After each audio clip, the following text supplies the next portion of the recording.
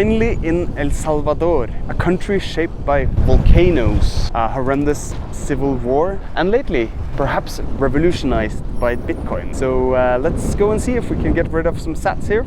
Let's get out of here because it really smells like eggs. Yes, let's get out of here. Because although this boiling volcano makes for a dramatic opening, our trip to El Salvador obviously didn't start here. So let's rewind a bit. And if you've been following our journey from the beginning, you'll remember that we set out from Bergen to find out if Bitcoin is becoming true freedom money. Who are we? Well, I'm Nikolai, a boy who once dreamed of becoming a serious journalist, but then ended up with this Bitcoin YouTube channel instead.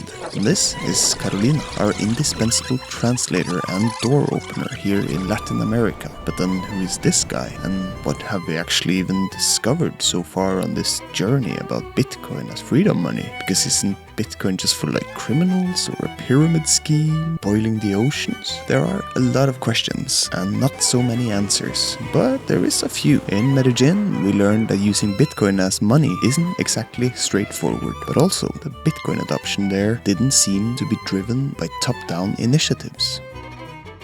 This guy, Don Julio. You'll get to know him later, but for now, we actually need to rewind even further back to the very beginning of this episode. There we go. I remember in Ecuador in the 80s that when you go to a restaurant, before asking for the dinner, you have to get right with your price of the dinner because the price is changes so quickly. And in El Salvador, we always had not a big inflation. So that was new for me. After landing at El Salvador International Airport Sant Oscar Anulfo Romero y Galdames, we were picked up by this guy, Don Juan. And right away, I get the feeling that we're going to have some interesting conversations with Juan. There's been other countries in Latin America as well, like Argentina has had almost hyperinflation, Venezuela. I remember I was in Mexico too. And the currency changed from 3 pesos to 6 pesos in one day. So for us that we have dollars, it was, you paid like half of the hotel was the price. Yeah, that's crazy when things happen from one day to another, like you lose. Our first stop with Juan is also our place for the night, Plan B House. Now, Plan B Network is a global Bitcoin education initiative. In El Salvador, they run Cubo Plus, an advanced 6-month Bitcoin education program designed to equip the country's brightest minds to build open-source Bitcoin and Lightning Network projects. I should add a quick disclaimer here, because Plan B Network works as a contractor for the Salvadorian government and the Bukele administration. Yeah, because as you'll soon discover, politics are a bit complicated here in El Salvador these days, so it might be good to know. But back to the story. At Plan B House, we meet 3 guys involved with Plan B and Cubo Plus: Alex, Rodrigo, and Ernesto. After our long journey, Alex and Ernesto take us out for dinner. I'm growing anything related to Bitcoin because they will become target. So they don't want to show anyone that they're Bitcoiners. While in here in El Salvador, it's like the opposite. We like the And then comes that potentially awkward moment. A group of people who barely know each other finishing dinner, and it's time to pay the bill. Will someone try to play the silent game to get a free meal? Will someone offer to treat the whole table, only for the others to politely refuse out of pride? Will they agree that one person covers the bill and the rest pay them back, only for half of them to forget, leaving the unlucky one who paid hoping to earn some credit card cashback, airline miles, now left with a big loss? Like in Medellin, I'm once again afraid we might end up having to settle the bill the old-fashioned way, by washing the dishes. But then, like the most natural thing in the world, Alex casually pulls out his phone, scans a QR code, and settles the bill almost instantly by transferring value off-chain using the Lightning Network, an extra layer built on top of Bitcoin, enabling faster and cheaper transactions through a network of payment channels. Is this what freedom feels like? Maybe. You have internet now. But the feeling quickly disappears when I realize that in order to pay Alex back, I need something I took for granted. Internet. It's not possible to register. Since we entered El Salvador from Colombia, our phones have stopped providing mobile data. Luckily, Alex once again has a solution. No, but so Silent Link is pretty much just this website. So silent link. You just type Silent Link. It gives you a non-KYC eSIM. And yet again, it entails Bitcoin. And then you can just top it up with Bitcoin. Looking promising. Payment has successfully been sent. Bitcoin.org. Magic internet money has given us magical internet. Back at the Plan B house, we sit down with the guys to hear their perspective on Bitcoin in El Salvador. And even though Bitcoin is officially legal tender here, and even though we had a great start paying with Bitcoin at the restaurant, widespread Bitcoin adoption might not be as straightforward as it seems. So adoption at the beginning, when the Bitcoin law became like law, the adoption was like going really, really high. But then because of all the scams and all, it's not easy to get the right information. And also because of all the issues that the Chivo wallet, which is like El Salvador's wallet. So because of all the issues that the wallet has, then people started using it less and less, so the adoption dropped. But then we had an influx of foreign Bitcoiners coming here to help. And they started, doing different initiatives like helping setting up small communities and like circular economies. And then obviously adoption started growing again, and then we had more education, so we started learning more about different wallets, and we learned that there was not only Chivo wallet, so people started adopting it again, but then again the price went down, so it's like that, adoption goes up and down. So there is this like chicken and the egg problem, where it's like, should people accept Bitcoin or should people want to spend their Bitcoin first, but then nobody does it, and then nothing is happening. And so when you're one of those people that wants to accept Bitcoin, and even if there is a sign that says we accept Bitcoin, the reality is that probably no one came over the past few months to ask if they could pay with Bitcoin. So they start what I call the Bitcoin dance. It's the Bitcoin dance. Where the person you're going to talk to is probably going to turn around, call her manager, who's going to come, and he or she is going to tell her he wants to pay with Bitcoin. They're going to be somewhat tired of it.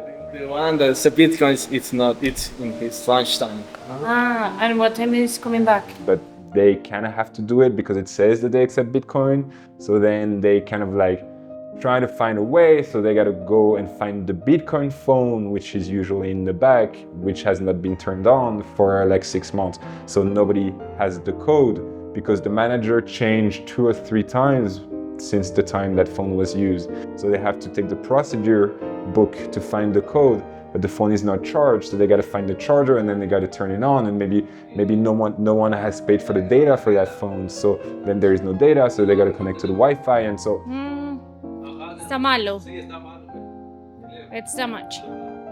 that's the Bitcoin dance. Because often here what happens is that they did accept Bitcoin at some point, but because there is so little people that actually want to pay in Bitcoin, then people forget the way that they have to accept Bitcoin. They're pretty much just struggling just to get the thing started again. And we often joke with my friends, because we're like, let's start the Bitcoin dance, and you just ask the question, can I pay with Bitcoin? Puedo pagar con Bitcoin. Bitcoin. And then this cycle starts, and so yeah, that's pretty much what happens here. So I guess it's attempt number 2, a failed attempt. But a successful Bitcoin dance. That's a Bitcoin dance. This might turn into a Bitcoin dance.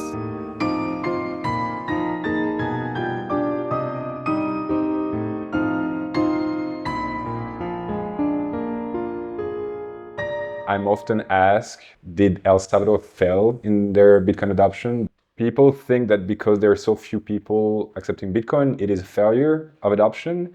when I think it's actually the opposite. I come from France. We used the franc in the past. We switched to the euro. It was a plan that was set over maybe a decade, but when it happened over just a few months. And there is almost 100% penetration of the euro in France. And the reason why there is such adoption of the euro compared to the franc is because it was forcefully enforced on the French people.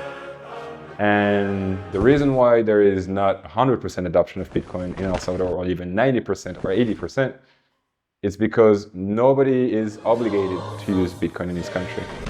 So the question that I often ask people in return is, do we really want 100% adoption in El Salvador? Because although I'm a Bitcoiner and I would love people to use Bitcoin, do I want people to be forced to use Bitcoin? My answer is no. So actually, when I see the low adoption of Bitcoin, I see this as a strength, because at least when you go somewhere, you realize that the people that accept Bitcoin do this because they actually want to do it, and not because someone has imposed on them that they should do it. How do you view Bitcoin in El Salvador? It is a legal tender, so it's very good because you are legally protected.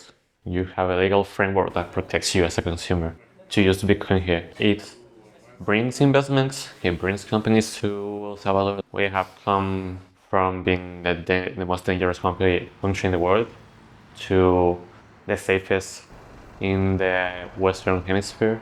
As a Salvadoran, I mean, I could have never imagined that could happen. When I grew up, I couldn't go out of my home at night because there were the danger of being killed, and that has happened to nowadays. And I think it's a good deal, you know.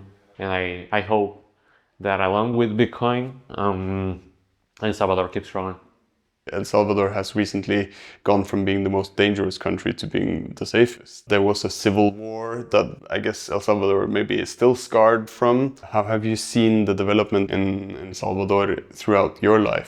The war was actually like a proxy war in between the United States and Russia. So you had communists who wanted to take over, and you had capitalists that didn't want to leave this country to go like what happened to Cuba or Nicaragua. So, and we were in the middle, like, okay, what do we do? So we had many people coming from Cuba and Nicaragua and also Russia and many other countries that were supporting communism. So they came and they wanted actually to help the guerrillas. So in the very end, at the very end of the war, we had like a big fight, let's say, in between the two groups. And yeah, I mean, they came into the capital city for the first time, the guerrillas, and they started shooting everywhere and everyone, and like it was terrible. Yeah, after that, then yeah, the country had to recover, and it was difficult, but we did slowly, paso a paso, as we say. We were recovering, but there were lots of sort of mafias here and there, and then we had these people who had lots of weapons and experience on how to use the weapons. They were out there.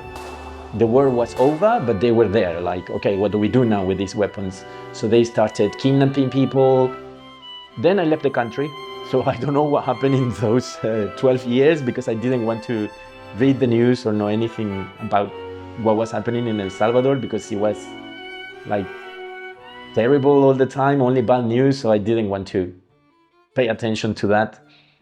So then when I came back, I was really scared because I have heard so many bad stories of things that had happened that I was even scared of going outside of my house because I felt like I would be killed.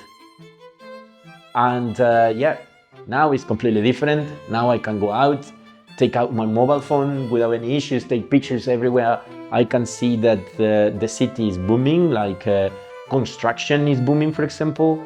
There are lots of buildings being built and lots of other related things like hotels, and tourism is also booming. So I can tell that there is a big difference now.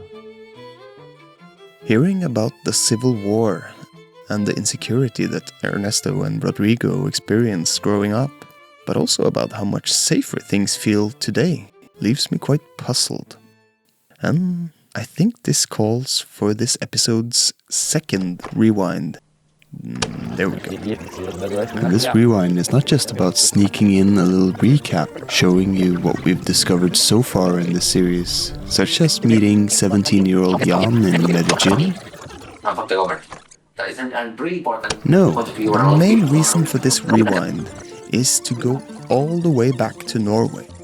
Because if you saw the first episode, you'll remember that in order to prepare for this journey, I spoke with Professor Benedicte Bull, an expert on Latin American politics and economics, and maybe she can help us make sense of these big shifts happening in El Salvador. El Salvador has a very particular history, a sort of recent history. You can't get around starting with the Civil War from 1980 to 92.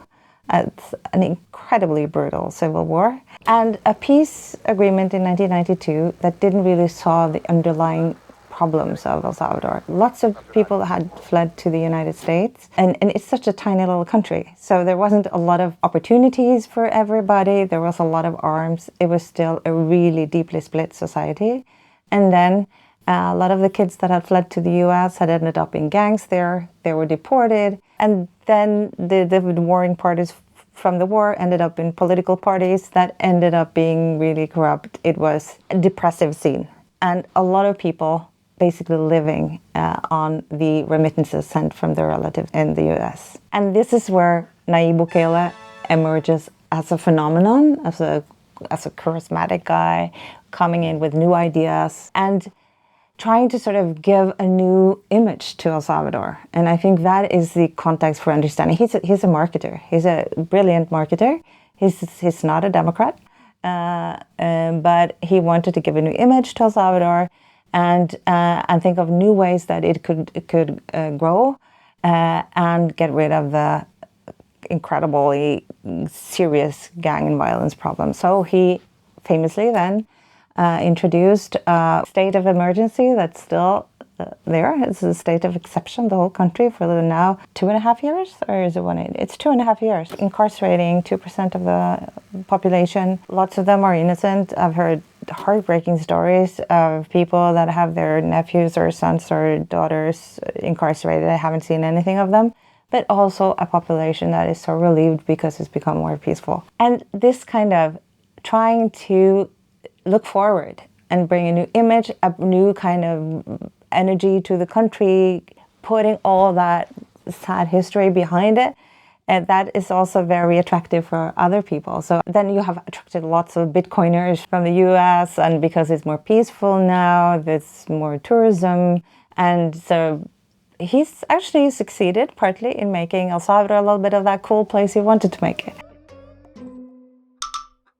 While I now understand more about El Salvador's recent history, there are still issues that puzzles me.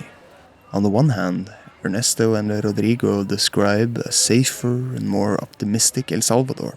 On the other hand, Professor Bull points out that Bukele is no Democrat, and that 2.5% of the country's population is now behind bars, many without due process. I think it's time to get back into the car with Juan. Maybe there's some more clues about the current situation in El Salvador there. We are going to pass real close from a jail, so we will not have Wi-Fi, Bluetooth, and anything, because you don't have signal for.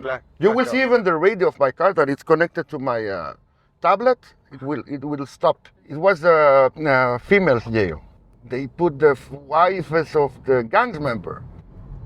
Did they? You know, because they send the wife to ask for the money, and the guy do the bad thing. So. And from what I hear, a lot of people were put in jail without proper prosecution, or. They say that we have like 400 cases. Gotcha. I have a tattoo in my. I have la fleur de lis, the French flower, in my. And one day someone asked me, the police told me, and they asked me, do you have a tattoo? Yes.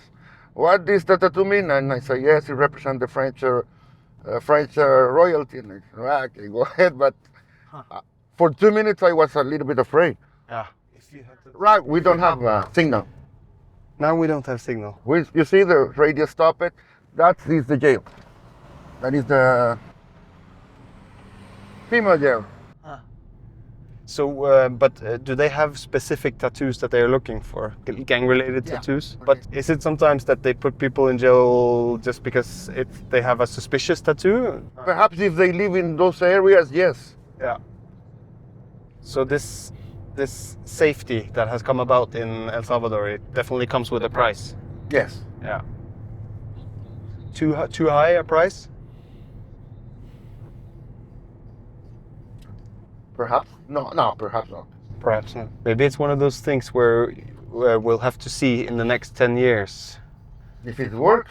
If it works. If it's still safe, maybe it's worth it. If the democracy and the freedom of speech is still around in 10 years, maybe. This is a military airport. One seems quite eager to change the topic when we get into the politics, but luckily we still have about 14 hours left in his car over these next few days as he drives us to other parts of El Salvador. But for now, we jump off in the capital's city center, ready to dive into some Bitcoin dance.